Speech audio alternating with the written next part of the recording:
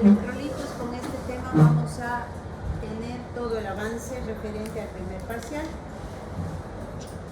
Bien, empezamos con la molécula del agua. Ya sabemos que es la molécula inorgánica más abundante en nuestro organismo, representando alrededor del 65% del peso corporal, y una característica de este elemento es que va reduciendo en su concentración a medida que van pasando los años. Por ello es que en la etapa de la niñez los niños es el momento en que se tiene mayor concentración de agua.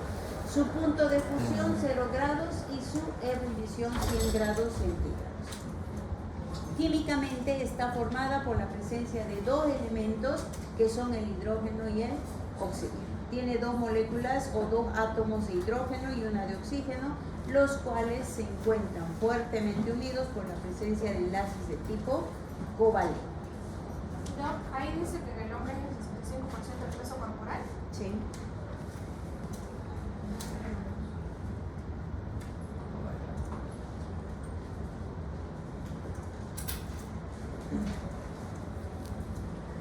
Otra característica química de la molécula del agua es que los elementos que lo conforman, es decir, el oxígeno y el hidrógeno, no se encuentran unidos en línea, sino que ellos están formando un ángulo que comprende de 104,5 grados centígrados, como podemos ver en este esquema. El hecho de poder llegar a formar este ángulo permite que ella tenga dos extremos. Un vértice que está representado por el oxígeno y que se caracteriza por tener una carga negativa, y entre los dos hidrógenos se encuentra la carga positiva, es decir, que el hecho de tener un extremo positivo y un extremo negativo hace que la molécula del agua sea considerada como un dipolo, y esto es justamente lo que le da la característica de polaridad al agua. ¿Por qué es importante esto? Porque gracias a ello se convierte en el disolvente universal. La gran mayoría de las moléculas tienen la capacidad de disolverlo o de disolverse cuando están en contacto con el agua. Por ello, el agua como solvente la podemos clasificar en diferentes grupos por la interacción con moléculas. Dipolo es que es disolvente universal. Disolvente universal. Ese carácter de tener un extremo positivo, un extremo negativo, hace que sea considerada como una molécula bipolar o bipolar, lo cual le da la característica de ser altamente polar, quiere decir que tiene la capacidad de disolver a la gran cantidad de sustancias. La de adelante para que se vea la luz. ¿Cómo? La luz de adelante para que se vea bien la luz. Sí, lo puede ser. Mal. Esa. Entonces, por su carácter polar, el agua, decíamos que tiene la capacidad de interactuar con diferentes sustancias. Y vamos a clasificar a estas sustancias en tres grupos. Tenemos las sustancias hidrófilas polares, hidrófobas apolares y los compuestos anfipáticos. Vamos a describir cada uno de estos grupos.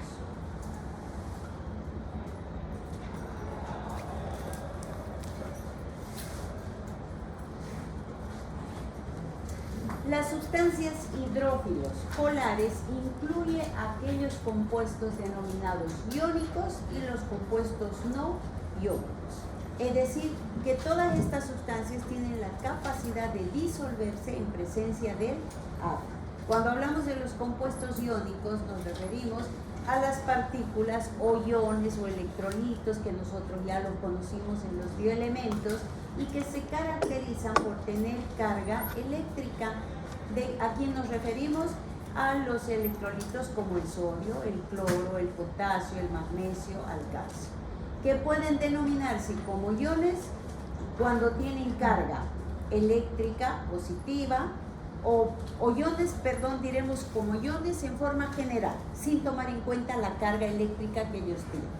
Pero podemos llamarlos cationes cuando tienen carga eléctrica positiva, y podemos denominarlos aniones cuando tienen carga eléctrica negativa, ¿sí? Si yo no voy a tomar en cuenta la carga que ellos tienen, lo puedo denominar iones. Todos son iones. Pero en el momento que yo quiero referirme a la carga, al tipo de carga que tienen estos iones, puedo denominarlos como cationes o como aniones. ¿Me interesa que ellos tengan una carga eléctrica o no? Sí. Para garantizar el funcionamiento de qué órganos? De las células. De las células de qué órganos, principalmente. Corazón. El corazón es el primero que necesita energía eléctrica. ¿Qué más? El cerebro. Las neuronas, muy bien, y los músculos, ¿no es cierto? Entonces, todos estos compuestos tienen la capacidad de disolverse en el agua. Luego tenemos los compuestos no iónicos. ¿Cuáles son estos compuestos? Entre ellos vamos a nombrar, los compuestos no iónicos, donde están los alcoholes, los aldehídos y las cetonas. El agua también tiene la capacidad de unirse, de interactuar con estas sustancias, gracias a que ellos cuentan con grupos hidroxilos o grupos carbónicos. Ellos, dentro de su composición, como por ejemplo el alcohol, tiene un grupo oxidrilo y a través de ese grupo interactúa con el agua. Los aldehídos y las cetonas tienen el grupo carbonilo y por ese compuesto interactúan también con el agua. Entonces estos son altamente disueltos o disolventes en el agua. Luego tenemos las sustancias hidrófobas apolares. ¿Y esto a qué se refiere? A que repelen totalmente su interacción con el agua, ¿no es cierto? Ellas no pueden disolverse con el agua, no nos interesa tanto biológicamente, a no ser que hablemos solamente de los lípidos o ácidos grasos. Por lo tanto, estas sustancias necesitan ser disueltas en sustancias más complejas como los hidrocarburos, como el benceno, el cloroformo. Y tenemos el tercer grupo que se refiere a los compuestos anfipáticos, no antipáticos, ¿no? ¿Por qué son compuestos anfipáticos? Porque todos estos compuestos se caracterizan por tener dos porciones. Una porción que es hidrofílica, es decir, que sí va a interactuar con el agua, y otra porción que es hidrofóbica, que repele al agua. ¿Y por qué nos interesa hablar de esto? Porque tenemos sustancias que cumplen esta función, como los fosfolípidos y las sales de los ácidos grasos. Y sobre todo por la conformación de la membrana celular, que está conformada exclusivamente por fosfolípidos, y estos fosfolípidos son anfipáticos porque tienen una cabeza polar que sí puede interactuar con el agua, y tienen su cola apolar que solamente interactúan con compuestos liposolubles, ¿sí? Ahora, ¿qué tiene de importancia que nosotros hablemos de la composición anfipática de la membrana celular? En el caso de la absorción de las sustancias, sabemos que todas las sustancias tienen que llegar hasta la membrana celular y ahí se van a absorber, ¿no es cierto? Por ejemplo, hablemos de un medicamento. ¿Qué va a pasar con el medicamento? Va a llegar hasta la membrana celular y se tiene que absorber para cumplir su acción. Quiere decir que tiene que atravesar la membrana celular. Si es liposoluble, va a actuar o va a atravesar más rápidamente la membrana celular. Y si no es liposoluble, es hidrosoluble, ¿qué va a pasar? También va a poder atravesar, pero va a tardar más. ¿Y por qué? Porque lo que primero choca con la pared celular es encontrarse con los fosfolípidos, y los fosfolípidos tienen carácter de liposolubilidad.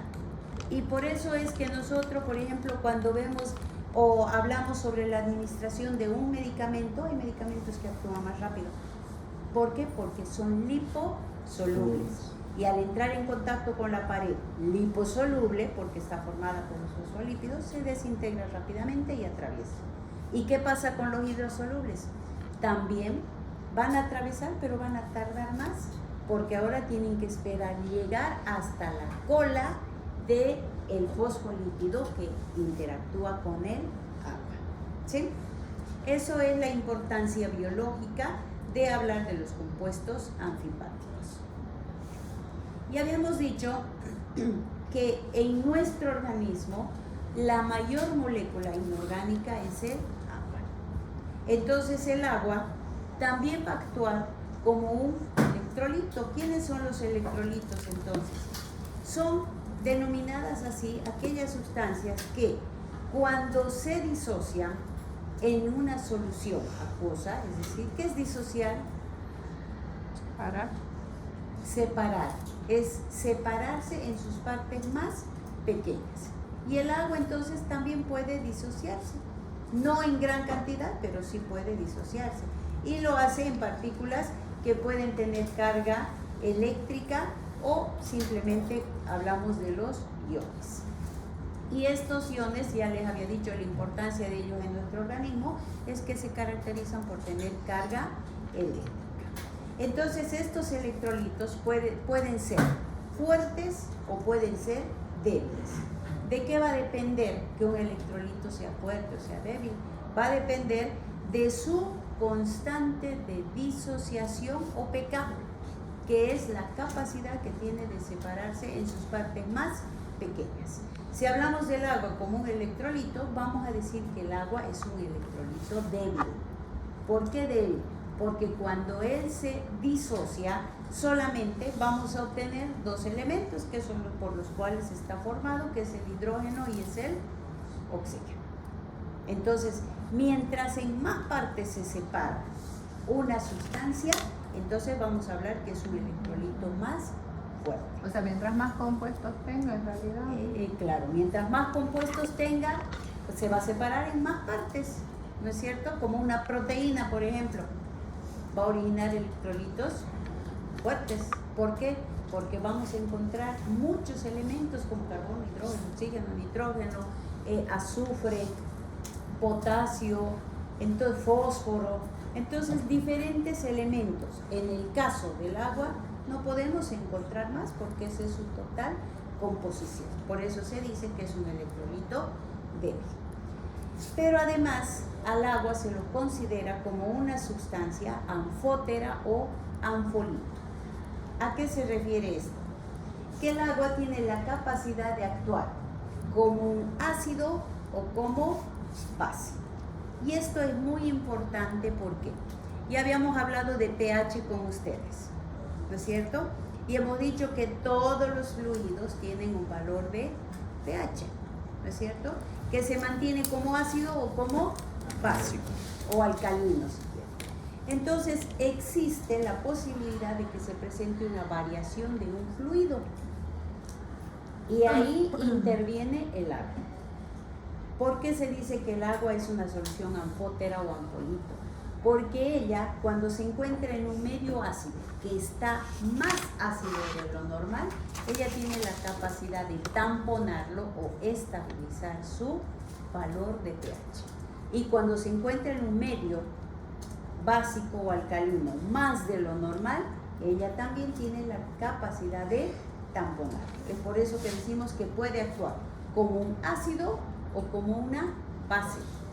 Y por eso, ¿y por qué? Y eso es justamente debido a que, ¿cuánto es el pH del agua? Ya lo habíamos visto. Neutral. ¿Cuánto? 7. 7, ¿no es cierto? Decimos que es neutro. Tiene la misma cantidad de hidrógenos y la misma cantidad de oxidrilos. Entonces, cuando ella está en un medio ácido y está muy ácido, ¿qué hace? Empieza a liberar sus bases. Y cuando está en un medio alcalino, empieza a liberar sus hidrógenos, porque la idea es tamponar o equilibrar el medio.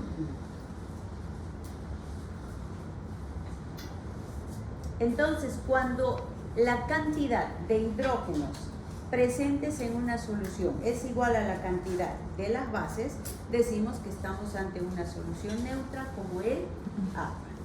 ¿Qué pasa cuando hay un aumento de la concentración de iones de hidrógeno? La solución se torna ácida. Y cuando disminuye la concentración de hidrógenos y aumenta la cantidad de bases u oxidrilos, la solución se torna alcalina o básica. Y por ello es que, según el bioquímico Sorensen, para simplificar la expresión de la cantidad o concentración de hidrógenos, propuso la notación de pH, donde nos dice que el pH de una solución o dilución es igual al logaritmo negativo de la concentración de iones de hidrógeno. ¿Sí? El agua 7, neutro. Por debajo de 7 vamos a tener a todas las soluciones ácidas o alcalinas. Ácidas. Y por arriba de 7, alcalinas.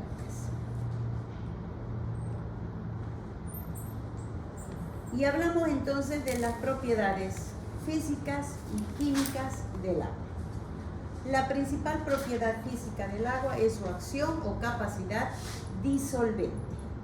Y esta capacidad es la responsable de dos principales funciones. Primero, es considerada el principal medio donde se llevan a cabo las diferentes reacciones químicas de nuestro organismo. En otras palabras, las reacciones metabólicas. ¿No es cierto? Hemos dicho que nuestro organismo es una sucesión de reacciones químicas. Pero para que se lleven a cabo esas reacciones químicas necesitamos agua. Y por eso ella es el principal medio de dichas reacciones. Además, constituye el principal medio de transporte de diferentes tipos de sustancias. Principalmente, ¿de qué tipo de sustancias? Los nutrientes.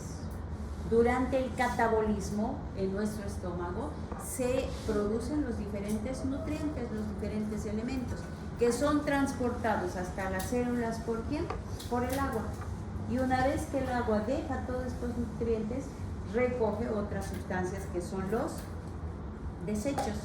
Porque todo metabolismo produce desechos, ¿o no? Sí, ¿no es cierto?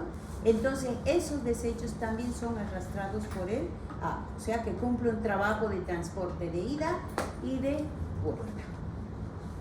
Además de estas funciones, cumple otras funciones muy importantes, como la función mecánica amortiguadora, que se refiere a actuar como un lubricante entre estructuras que friccionan y así evitar el rozamiento, como es el caso de las articulaciones. En todas las articulaciones que tenemos un disco o cápsula articular, cuya composición primordial es el agua. Luego, otra función importante es la función termorreguladora, que quiere decir que gracias a la presencia del agua tenemos la capacidad de mantener constante la temperatura corporal. ¿Cuánto es la temperatura normal de nuestro organismo? ¿Y varía cuando hace frío o hace mucha calor? No. ¿Y quién hace que se mantenga constante esa temperatura? Justamente el agua. Entonces, ¿qué es lo que pasa cuando empieza a haber deficiencia del agua? Se empiezan a producir alteraciones en el organismo, como la deshidratación primero. Y por eso en diferentes lugares tenemos mayor necesidad del consumo de agua y de electrolitos, ¿no es cierto? Nosotros, por ejemplo, no tenemos aquí un bombardeo de marcas de hidratantes, ¿sí o no? Ustedes váyanse a La Paz, Oruro, Potosí, ¿no?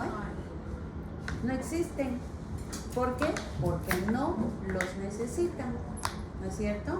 Entonces nosotros, cuando consumimos agua, no solamente consumimos el agua como puro elemento, sino también las sustancias que están presentes en ello, como los iones o minerales.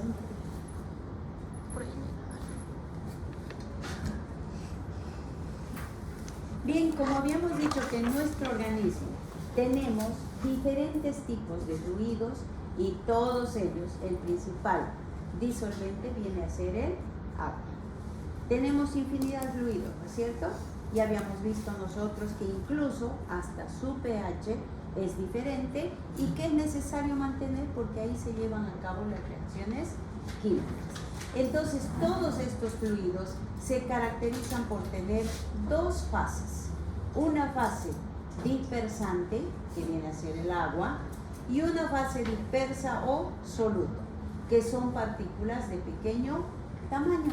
y que en otras palabras estamos hablando de los iones.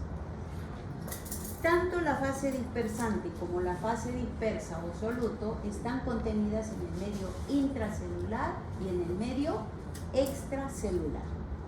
Y la idea es mantener un equilibrio de ambos fluidos. Y esto es posible gracias a un fenómeno químico que se conoce como ósmosis. Es decir, que tenemos solutos y tenemos agua dentro de la célula y fuera de la célula.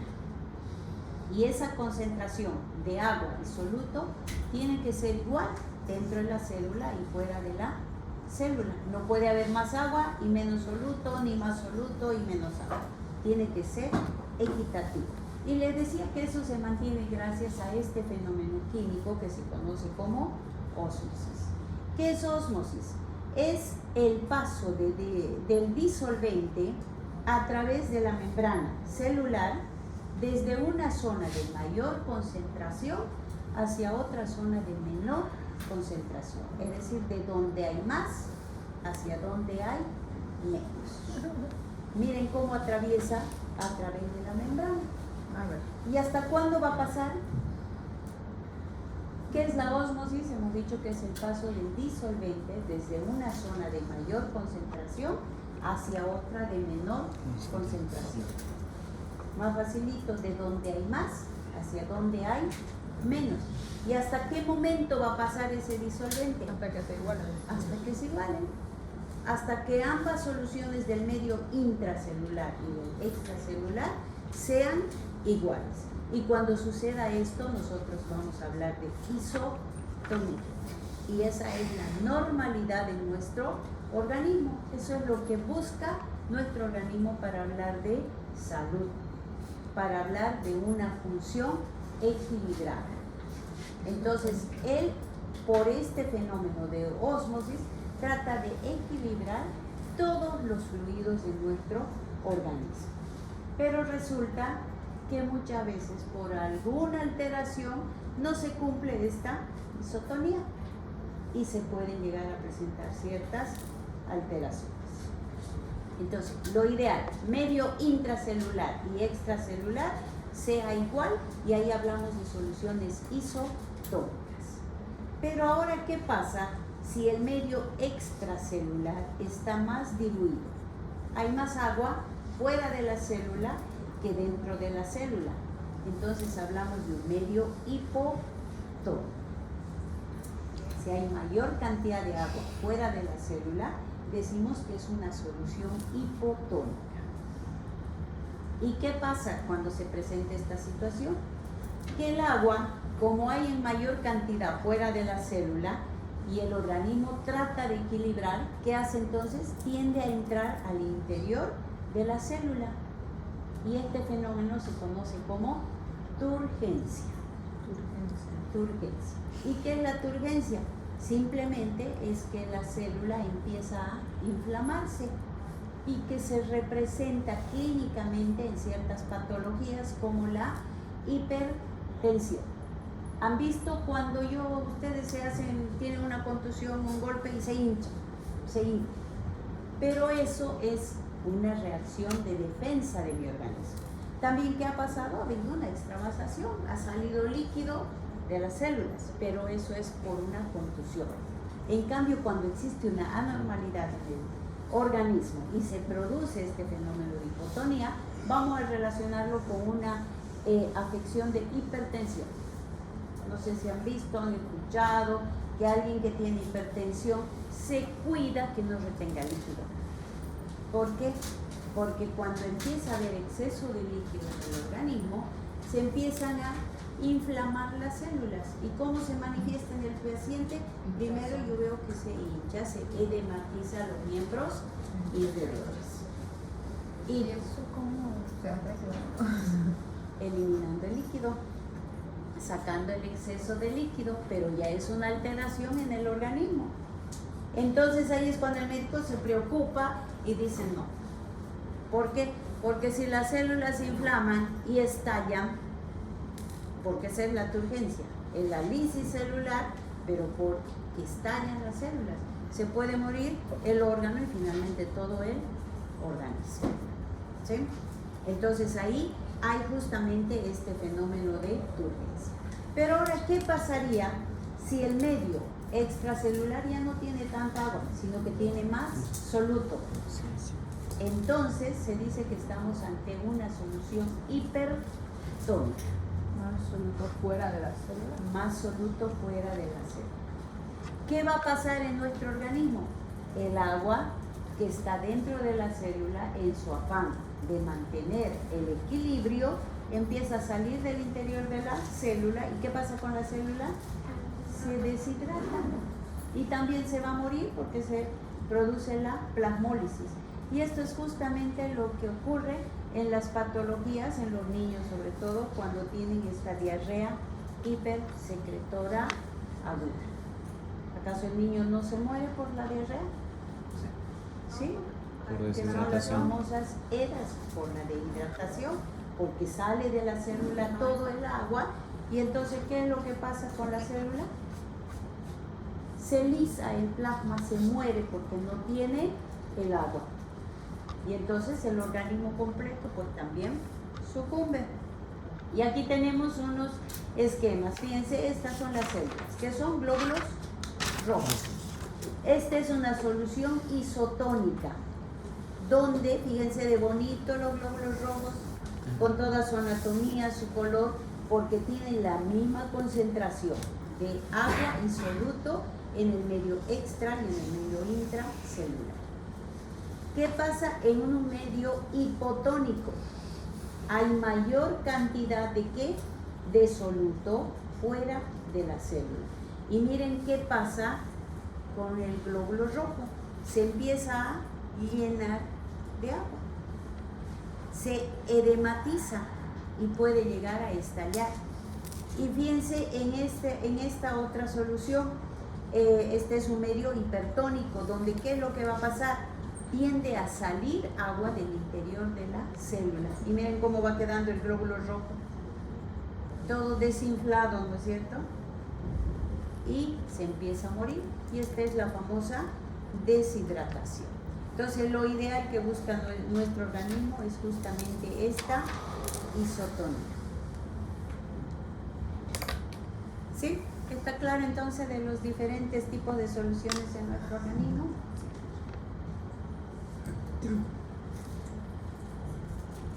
En cuanto a la distribución del agua, el agua corporal está repartido entonces en forma general en dos sistemas. 65% dentro de las células, que es el medio intracelular, y el 35% fuera de la célula o espacio intersticial, que más propiamente se denomina extracelular. Pero también podemos dar una distribución según los diferentes órganos.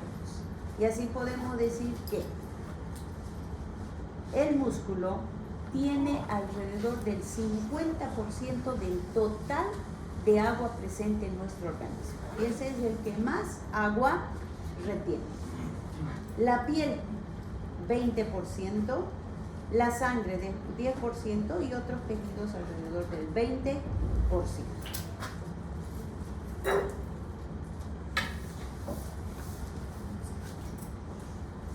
Entonces, determinante la administración de agua a nuestro organismo, ¿no es cierto? ¿Ese 100 es del 60 que está adentro de la célula o de todo? No, de todo el De organismo. todo.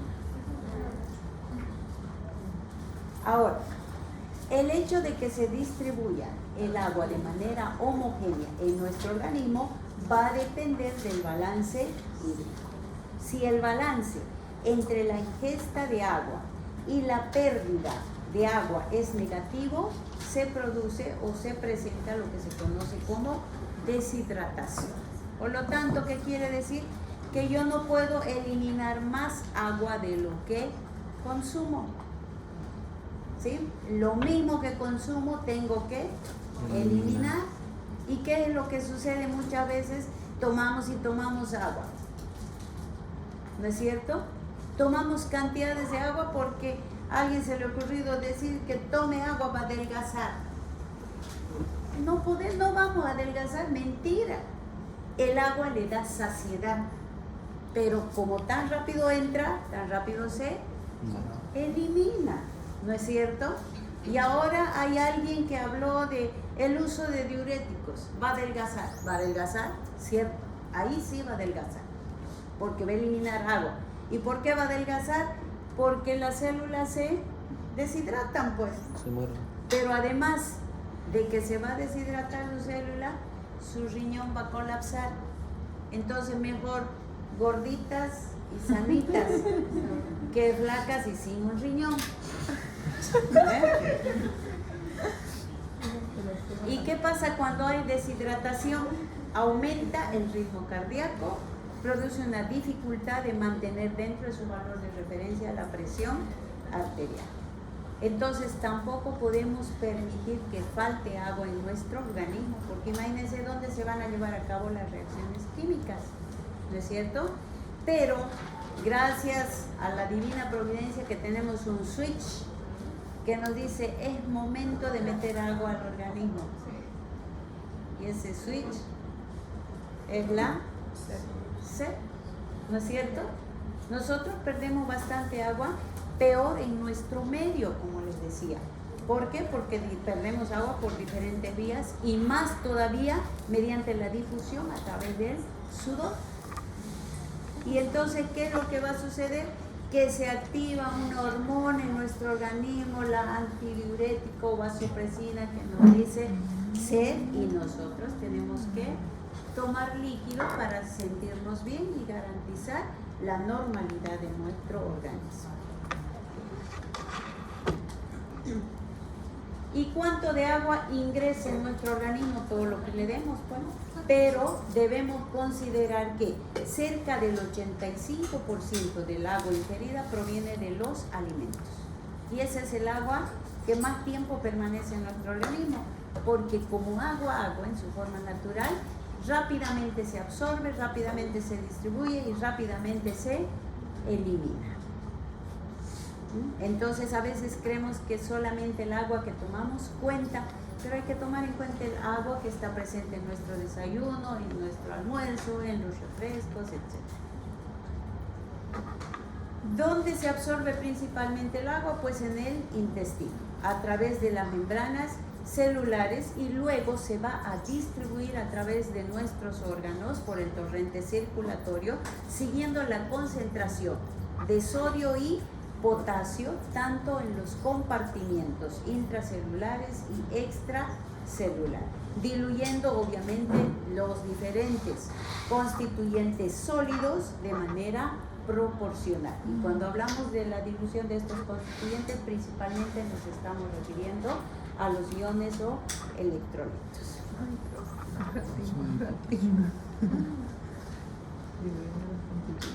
¿A qué se refiere diluyendo? O sea, donde va pasando el agua, va sacando los nutrientes de todo.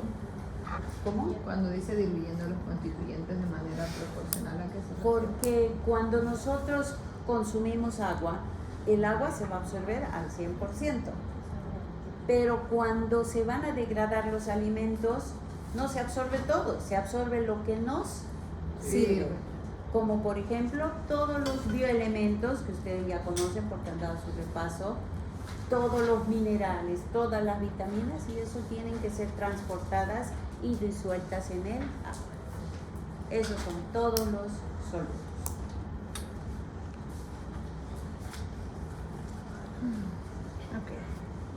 Entonces, una vez que absorbemos el agua, que se distribuye el agua, que hace su acción en nuestro organismo, también se tiene que eliminar.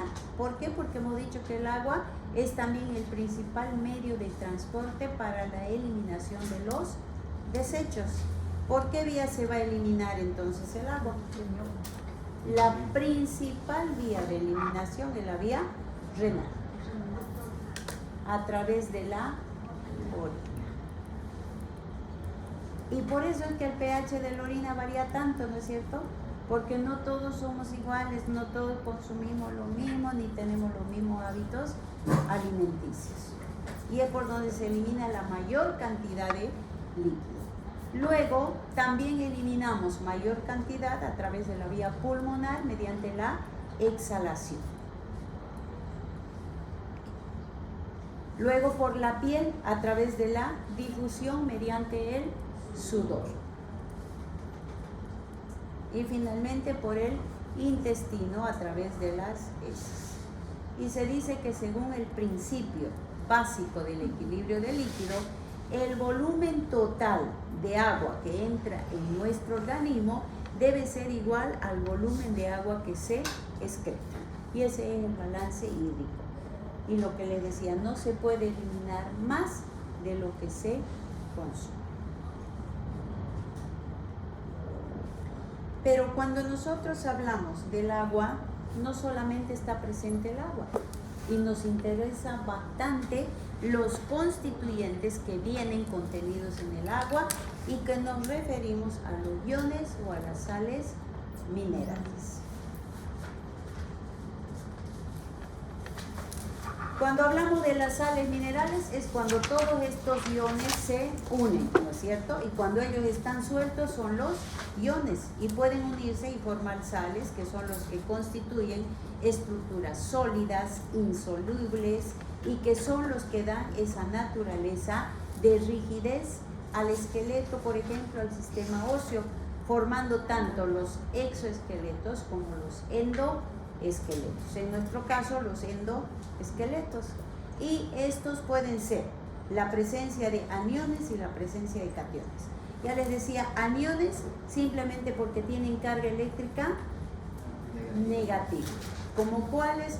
Como el ion sulfato, el ion fosfato, el ion bicarbonato, que ya lo vimos, ¿no? Ya vimos con ustedes la importancia del ion bicarbonato. ¿No? ¿Sí? Hoy día nos toca práctica. Ah, ya, ustedes no. Pero con los otros dos grupos sí vimos qué tan importante es él para ayudarnos a diagnosticar una alteración y para compensar el valor del pH en la sangre sobre todo. Y cuando hablamos de los cationes, son todos aquellos iones que tienen carga eléctrica positiva, como el sodio, el potasio, el calcio y el magnesio. Y estos son los responsables de mantener el grado de salinidad de nuestro organismo y también de mantener en equilibrio el pH de los fluidos. Además, que no se olviden que el hecho de mantener el pH dentro de su valor de referencia es determinante para garantizar el correcto funcionamiento de las diferentes reacciones químicas.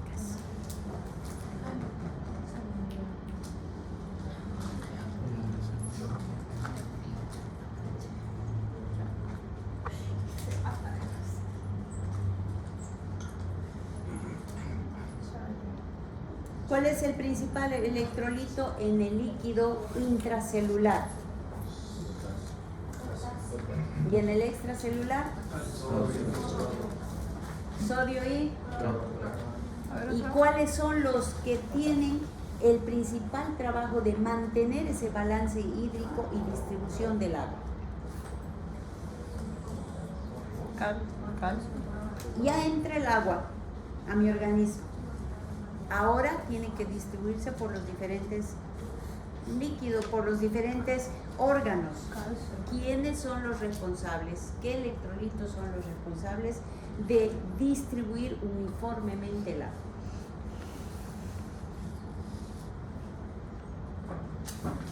¿Cuáles son?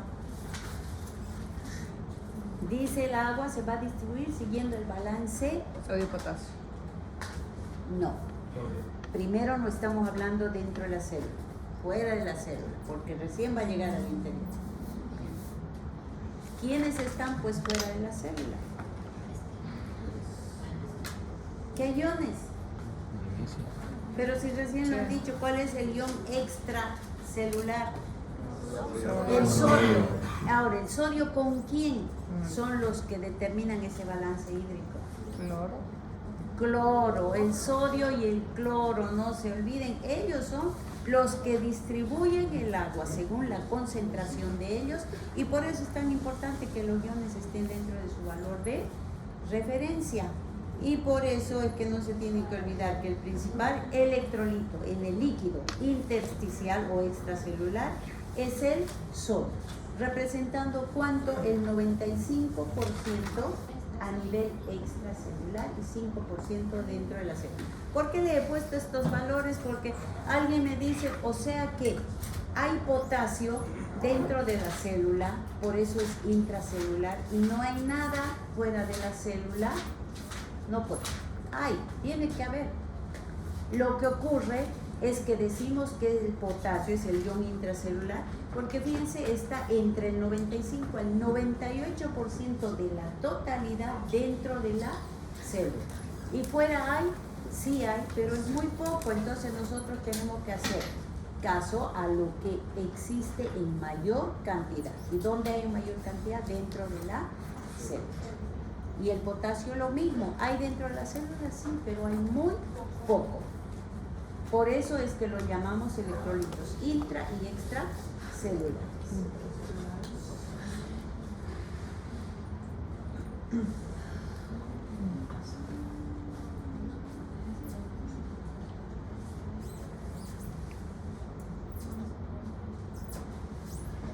Y aquí tenemos algunas funciones y la participación de los minerales en nuestro organismo.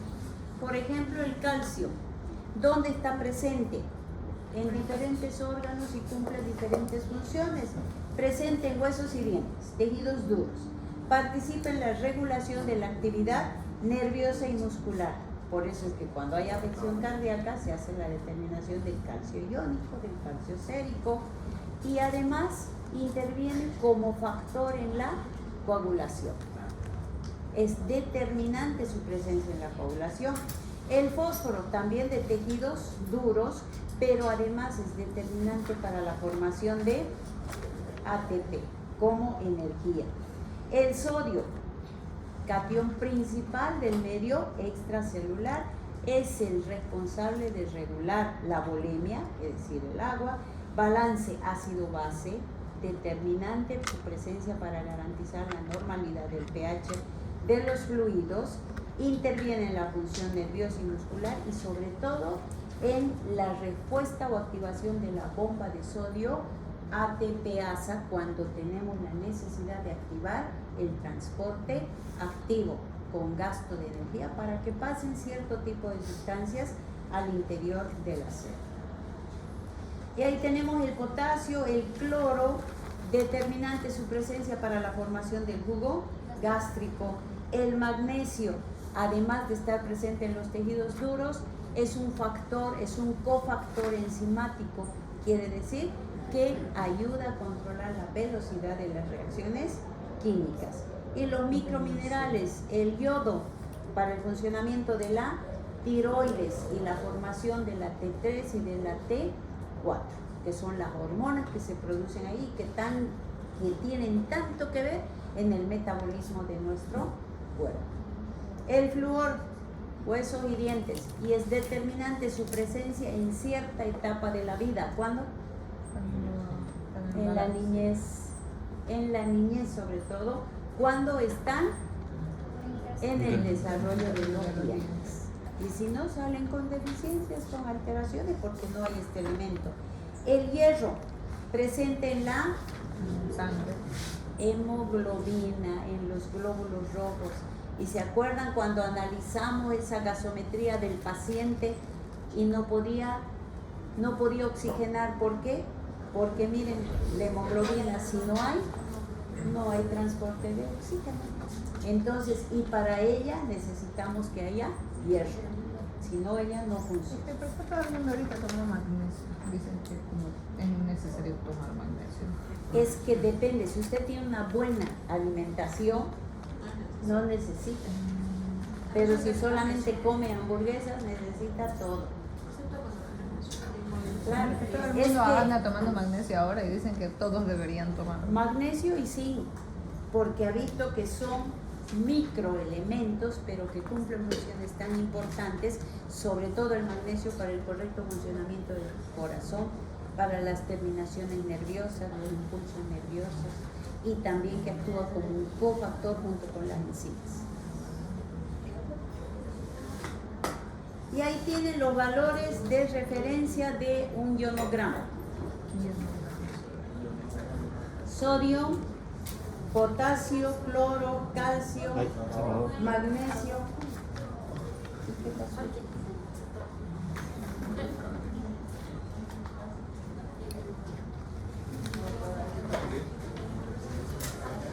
No fue esto. Se fue la luz. Creo que se apagó esto.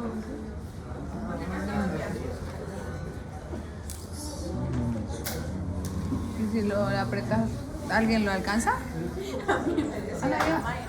Nati, igual.